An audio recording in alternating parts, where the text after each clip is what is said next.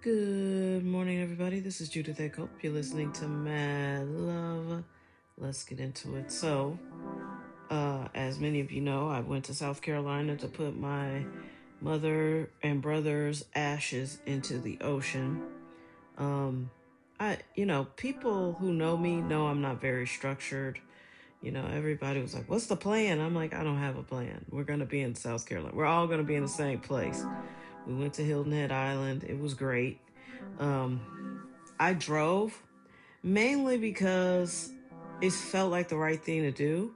And I was able to transport, my cousin and her husband. And she was insistent on going. And then when he found out other people were going, he was like, "I'll go. I want to go too." So um, we all went. And I didn't really want to hassle with the ashes on an airplane. There are two boxes of ashes, and I had purchased some stuff that's supposed to help me, but be biodegradable and put it in the ocean and all this stuff. So, yeah, the ashes are their own story. I need to take a class with ashes. So anyway, um, we got there late Friday because we stopped in Columbia, South Carolina, picked up my sister, and we got to Hilton Head Island. It was like 9 o'clock, 9:30. And let me tell you something. They don't believe in streetlights.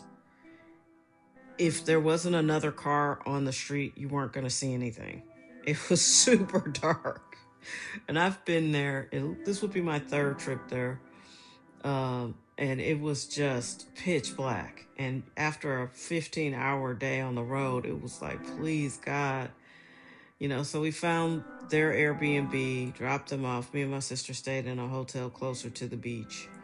And when you know it, we get a text. "What's the plan for tomorrow?"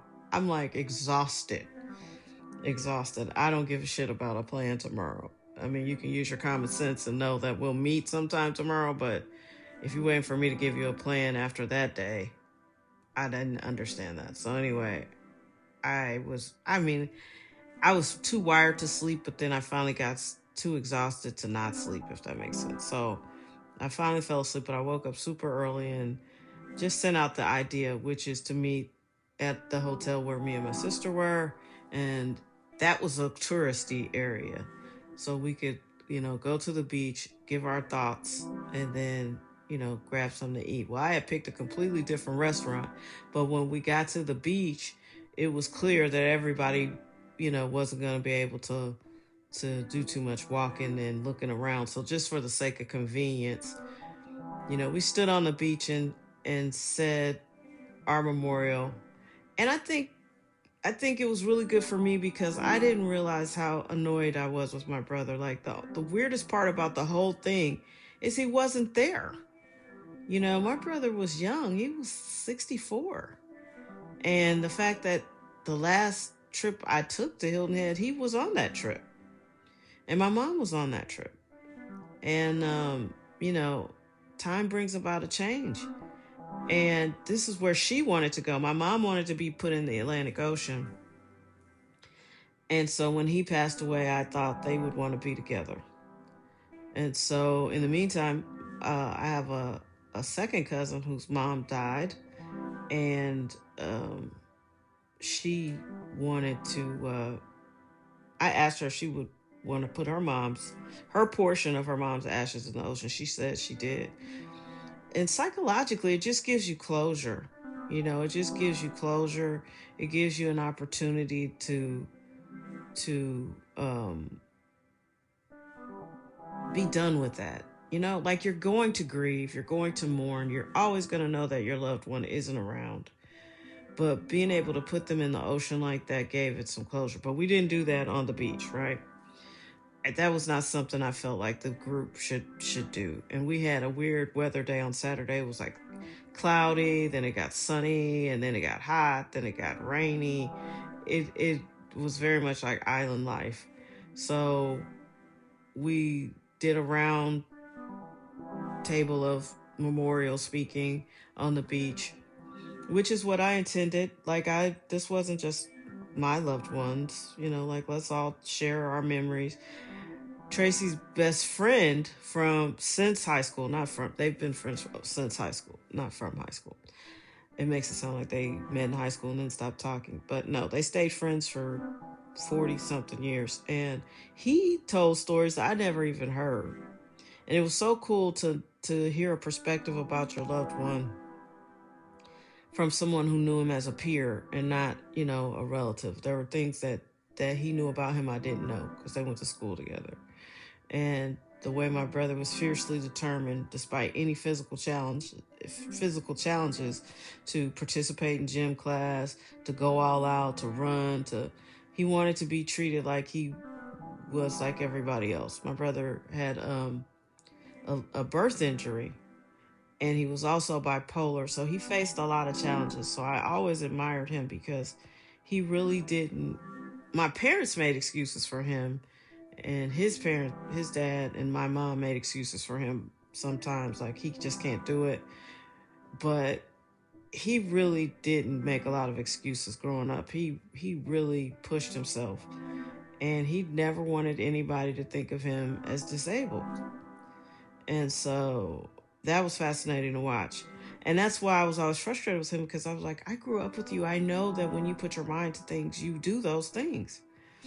So anyway, it was nice to hear funny stories about him from school. And my brother was a nerd, and it was just cool. And then, my cousin, who's pretty stoic, and he was like, I'm not going to speak probably. But then he started to speak. And it's like, see, this is great. And then you know, we were roasted in that sun, so we went, and the closest bar was the Tiki Hut or something. But the food was excellent. That was not the restaurant I had picked, but like the moment said, just go to this place. It's right here. So that's where we went, and we sat down, and we continued to talk and catch up and share, because we came from all over the country and the globe. That was such a cool group. It was small, but very well traveled, and we just all caught up, and it was just great. It was really, really what I needed for closure for my brother. And then I made the decision that we weren't going to put the ash, because they have such strict rules about ashes in Hilton Head. But it turns out I was able to locate a private beach.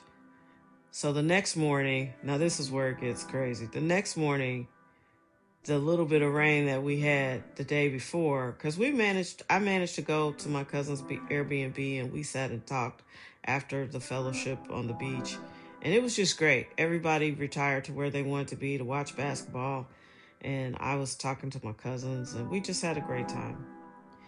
And then, so I had concocted this idea, like just private. It felt more private to put the ashes in alone. And so we did find a private beach, and we said, okay, we'll pop up early on Sunday and do it, and then we'll head out, because I was going back to Columbia, South Carolina. Okay, when I say it was biblical wind, rain, it was horrible. So I initially started to work with the ashes. I thought we would bring the ashes to the beach. Well, I bought these biodegradable things. Well, apparently, as soon as the bag touches water, it starts to disintegrate. I was using my sink to pour the ashes. I didn't realize there was water in my sink.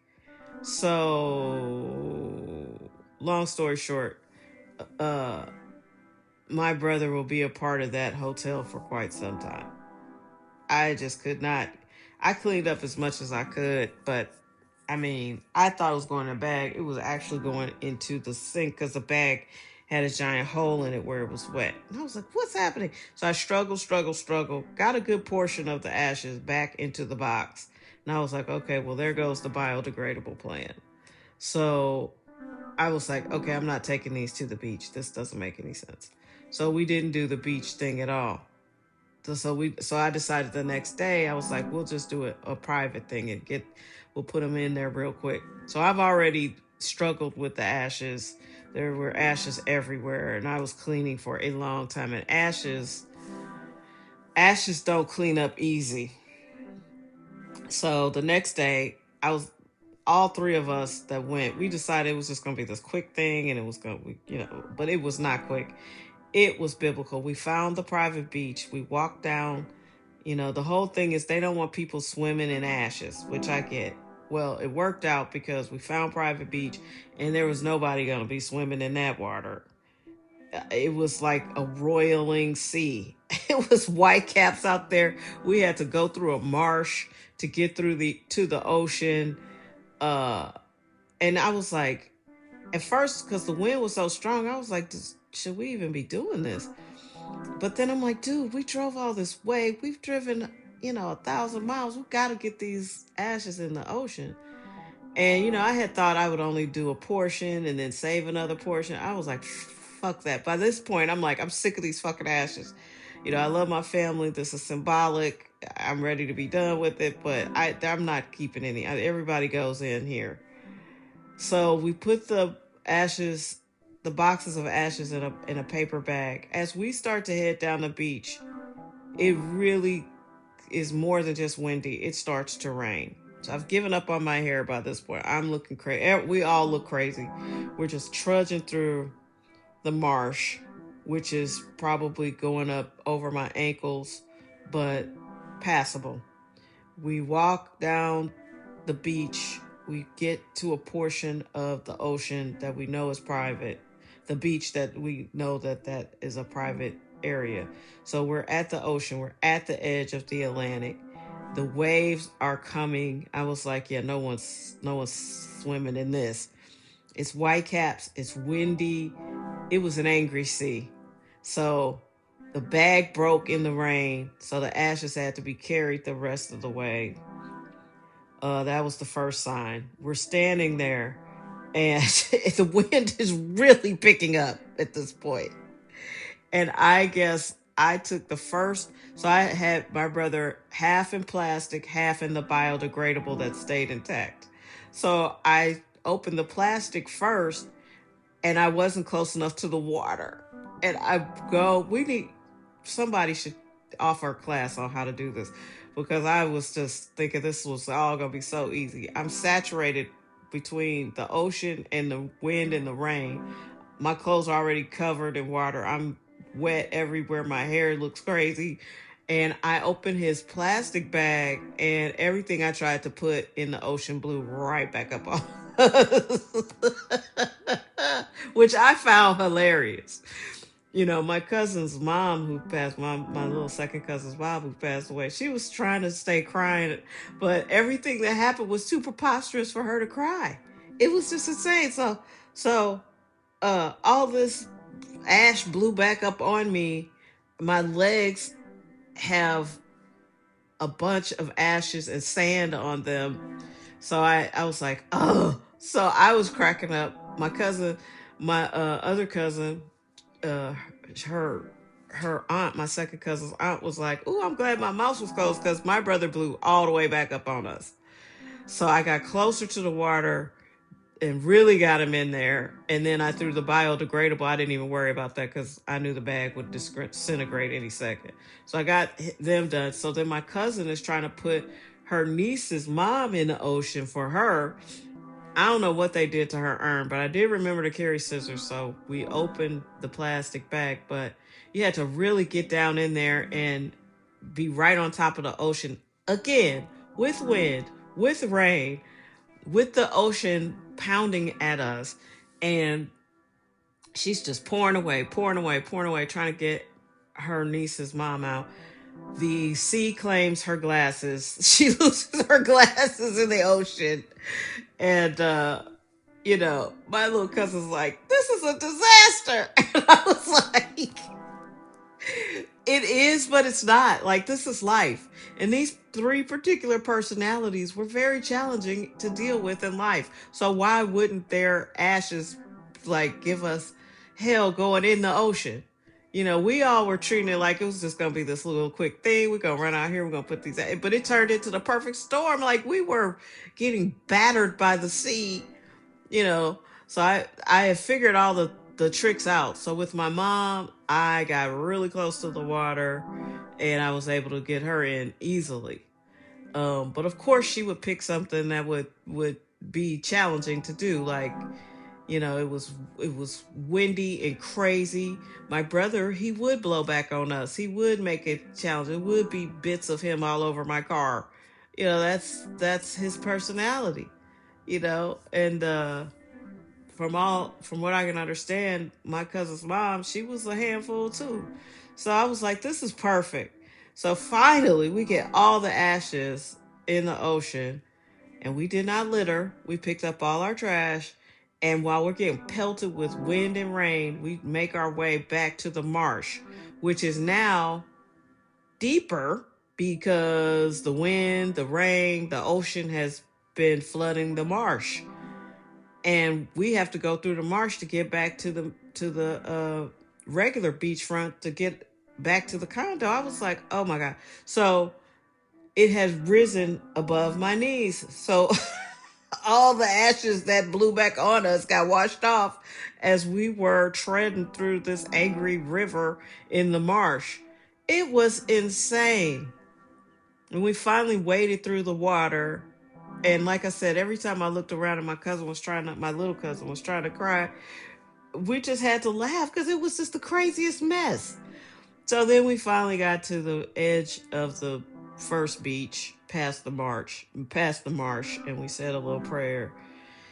And then we made it out of there, but I was soaked to the bone. Everything was wet. All of our clothes were just completely wet. And it was funny because it was just like, this was the perfect ending to yesterday, which was so chill and so perfect. And when we needed a ride, here comes somebody pulling up, hey, you guys need a ride? Yeah. Uh, it was just crazy. Yes, the day before was perfect, and yes, the Sunday was just biblical wind, rain, and then we wound up getting some barbecue or something to eat on the island. Next time I go, it'll be a little bit more time and we'll have more fun. But I really enjoyed that. It was a great time, and I thank everybody for coming all the way that way. It was so funny. We putting listen, find out how and where you can put the ashes in, and then get as close to the water with whatever you're pouring it out of as you humanly can. Otherwise, it won't. That person is coming back with you all over your clothes. But it was beautiful and perfect. It really was. And I just thought this was very fitting. And we both had cameras trying. I thought about trying to document it until that wind and rain, and I was like, I want out of here more than anything. But there is closure in it, and it was beautiful. And it's important how we say goodbye, and that was awesome. I hope you have an amazing week. Don't waste any time. God is good. Life is good. You know, and before you know it, it's the good old days. Before you know it, it's fucking 30 years have passed by. Don't waste any time. I mean it. Invest in your life every day. Have fun every day. When you wake up and look around, man, it doesn't take a long time for things to change, and we just don't get forever. And that's the other thing. My brother's best friend since high school, he's sick. He's been given a time frame to live within, and he has the best attitude I've ever seen. He is taking in every moment, and it was such a delight to have him there and honoring his best friend. It was awesome. Thank you for listening. Take care of yourselves. Love you.